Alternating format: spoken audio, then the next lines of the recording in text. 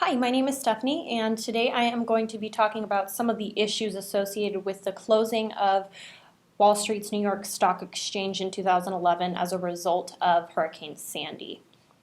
So, for the first time since 9/11, Wall Street's New York Stock Exchange shut their doors for 2 whole days as a result of Hurricane Sandy. This hurricane sent people all over the East Coast in a state of panic. Businesses all over New York City and the surrounding areas had to implement their contingency plans. It really should have been no different for the New York Stock Exchange. New York Stock Exchange did have a contingency plan in place. This plan was called Print as N, and it allowed the New York Stock Exchange to remain open entirely electronically and without any manpower. So the question is, why did the New York Stock Exchange actually shut down? Well, a little bit more about the contingency plan. So we covered that it would remain open entirely electronically using a system known as the ARCA Communications Network. Well, New York Stock Exchange's head honchos eventually made the executive decision to shut down the entire operation. IDC Financial Insights analysts stated in an interview that the systems were fine. It was getting people to run the systems that was the issue. Well, wasn't the point of the contingency plan to allow the stock exchange to operate without human intervention? So, ultimately, because of its obvious failure to test implemented contingency plans, the plan was effectively rendered useless. So the world's largest stock exchange is shut down for 2 whole days, freezing billions of dollars in stock trades. The Wall Street Journal has outlined many lessons to be learned from the New York Stock Exchange's failure to properly plan for these kinds of things. I'm going to touch on a few of them. The first one is that crisis management, business continuity, and disaster recovery need to be very detailed. The second point is to plan for different magnitudes and durations of crises. Third, and perhaps the most important, is to always test those contingency plans. So, as I just said, business continuity and crisis management efforts need to be very detailed.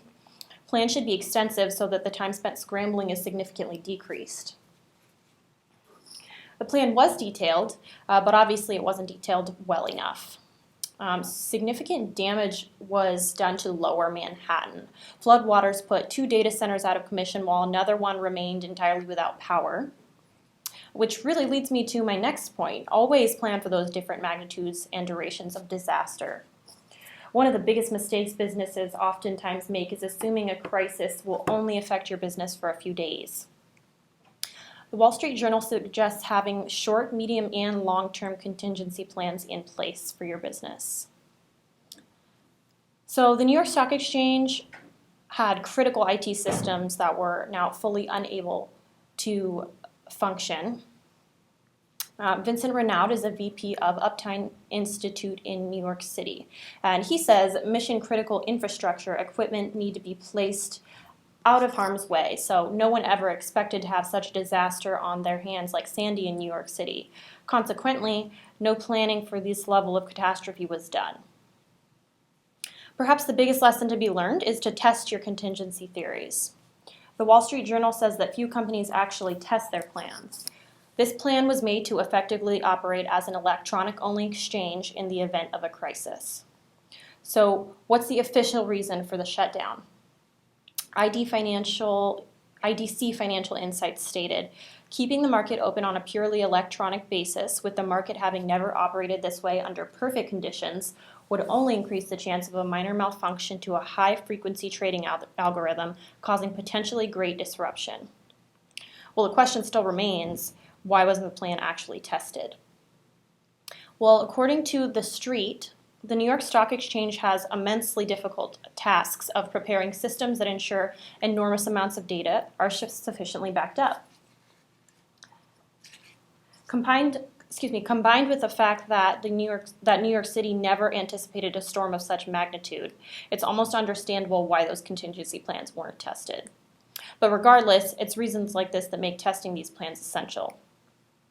So the Wall Street Journal outlined many lessons to be learned, but I talked about 3 of them.